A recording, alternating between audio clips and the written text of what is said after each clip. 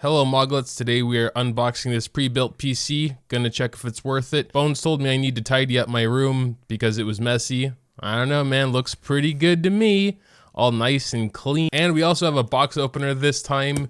Incredible Pog. No more trying to open with a headphone jack. Ah geez. Probably gotta blur out that address as well. But regardless, we're gonna go over what's inside this PC, and I'll also have a little description for those that aren't the most tech savvy. But yeah, here it is. There's also an internal access button here, which is sick. The thing just pops open like that. So we can take a closer look on the inside. So here we have 64 gigabytes of RAM. I've never had more than 16, so I'll take it. This was just what was pre-configured. So first up, the CPU. It never even said it was water-cooled with an AIO there, but it is.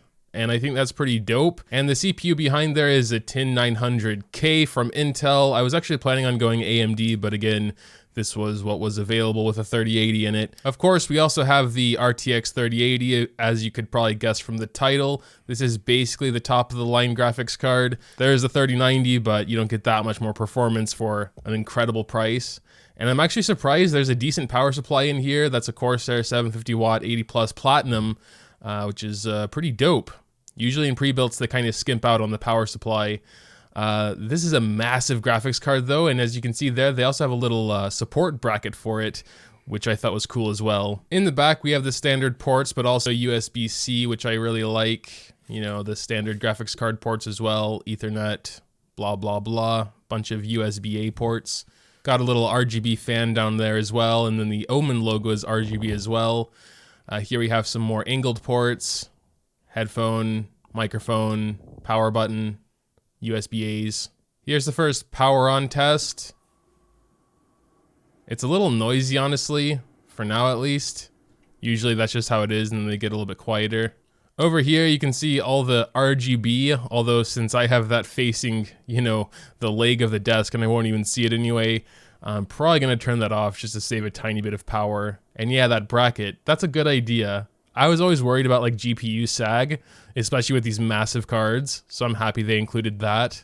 I can feel some airflow coming out of the side here. It's a pretty big side, you know, grate. There's like nothing in there, so it's just like all airflow, which I thought was a pretty cool thing as well. And there we have the, you know, Windows ready to install stuff. But yeah, currently there's only one of the GPU fans spinning. I think that's just because not more are necessary right now.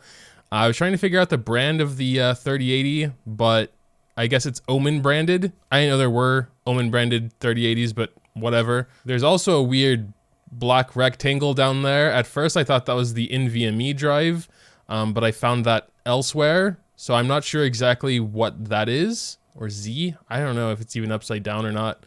Let's pause here for a second, because upon closer inspection, it actually says SSD2. Most of this stuff seems to be like Omen branded. I guess that's how they save a bit of money. The RAM and the CPU obviously aren't, I guess, but there's the radiator fan. Just a single fan for the AIO.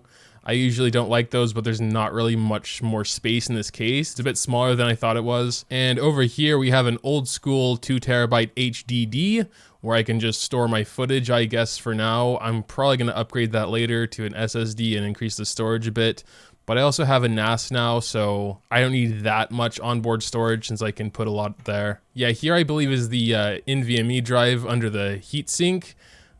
I'm not sure if there's space for more. I could have sworn it said there was a bunch of space, but these other heatsinks, I'm not sure if anything can go there. It's a little hard to see. I would need to unscrew them with whatever screwdriver is necessary there to check it out. To be honest, I actually prefer building my own PCs just because it's cheaper. I actually don't really enjoy the process of building PCs. It's just a lot of stress, especially when it comes to cable management. We'll get to the parts list and everything a little bit later, and how much I paid for this and how much, you know, the individual components would cost. Another cool thing is they do have Wi-Fi and Bluetooth built into the case. For my old computer, I just installed like a PCIe, Bluetooth, Wi-Fi thing because mine didn't have it built in, but in this case there's not actually room for that, so I'm glad they have that in. So let's get on to business. Before I tell you how much I paid for it, we're going to part the system out to what I would have to pay for the individual components that are inside. Before we get into pricing, I do have to mention that I'm in Europe, so these prices will be in euros. Also here in Austria, we have to pay a pretty unfortunate value-added tax to everything we purchase, and that's usually kind of an invisible tax. It just makes everything seem way more expensive in Europe, but it's just that 20% extra from the tax. So keep that in mind when you're looking at these crazy prices. But we're gonna ballpark the motherboard a bit and just say 150. That's about the cheapest I could buy a micro ATX. Well, here's one for 126, so we'll put 126. Actually, I'm going to keep it at 150 because they also do have that Bluetooth Wi-Fi chip in there, and those go for about 30 also. So I'll combine those and just keep it at 150. For the rest of the components, we're gonna go on Geizhalt, which is a price aggregator. It basically shows you the cheapest places you can find things, at least here in like Germany, Austria, whatever. And the cheapest 10900 here is around 480 euros, so we're gonna put that in. We also have 64 gigabytes of HyperX Fury 3200 speed RAM. It's by Kingston as well. This here is the closest I can find, 4 sticks of 16 each, 3200. I'm pretty sure this is basically exactly. And the cheapest here is on Amazon for 346. As for the case, it's another custom component. I do think it's a pretty nice case. It has a front glass panel, a side glass panel. It has a quick release thing. It has a little holder for the GPU, whether that was extra or not, whatever.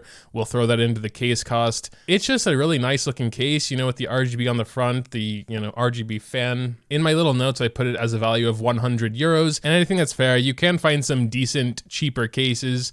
You know, we have one for 62 euros here, but, you know, it's basically just a plastic box and definitely doesn't look as good, in my opinion, as the Omen case. So yeah, as you can see, the average price here is between, you know, 70 to 150. There are some a little bit higher, but I'm gonna just go in the middle and say 100. The system did also come with a keyboard and mouse combo. They didn't seem all that expensive, but they were definitely not like the highest quality keyboard and mouse ever.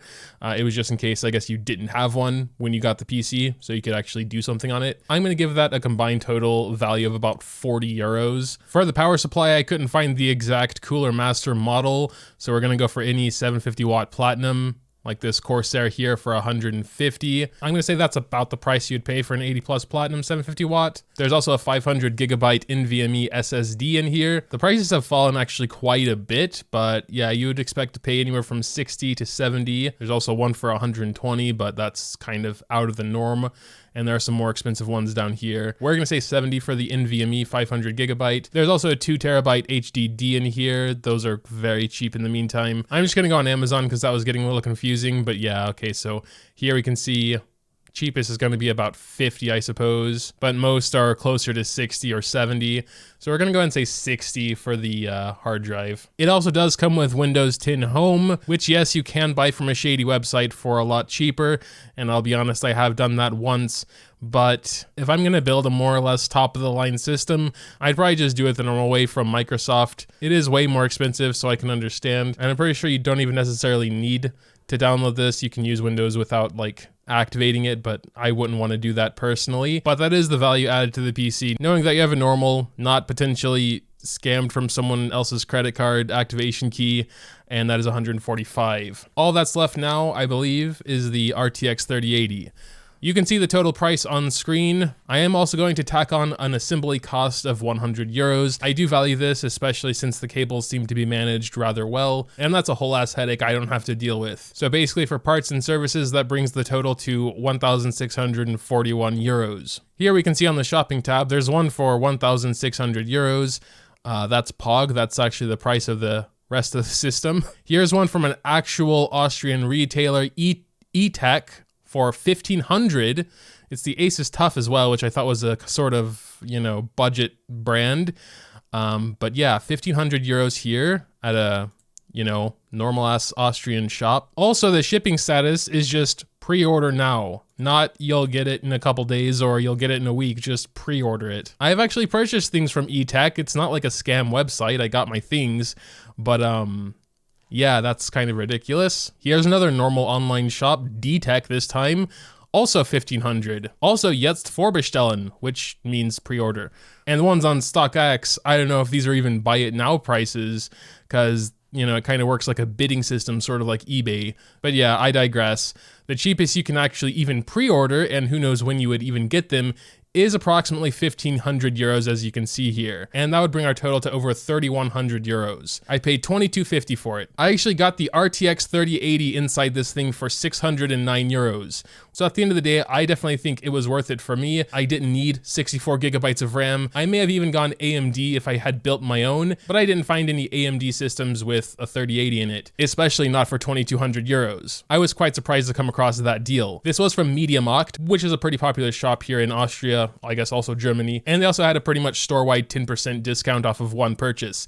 And I was like, hey, this is already a pretty good deal, 10% less, 2250 for a 3080, 10900K, 64 gigs of RAM, already built for me, and it shipped in like 2 days. I finally pulled the trigger after looking for a 3080 since September, basically since they launched. Funnily enough, I did actually successfully pre-order a 3080 when they launched in September from Amazon, but so did 27,000 other people, and of course, I drew the unlucky straw and they canceled my order. So that was the end of that story. But yeah, even if you take away some of the extra costs I added on there, like assembly, Windows 10 Home, say you're going to buy it from a shady website or eBay or whatever, even a keyboard and mouse combo, say you already have one, don't need one, then you wouldn't buy one when you're building a PC, right? Then, we just add 40 for the keyboard that we took off. We can add 100 for the assembly, which we took off. We can even add the 145. So you're not even going to buy a key. You're just going to go with an unactivated Windows. That still brings the 3080 price to $894, which is a little higher than MSRP for the Founders Edition, but still, good luck ever finding it for MSRP. And that's just what it is. So, in my opinion, it was worth it. Make sure to tell me what you think in the comments down below, though. Dropping a like on this video if you do enjoy is always greatly appreciated as well. Thanks, as always, for watching, and until next time.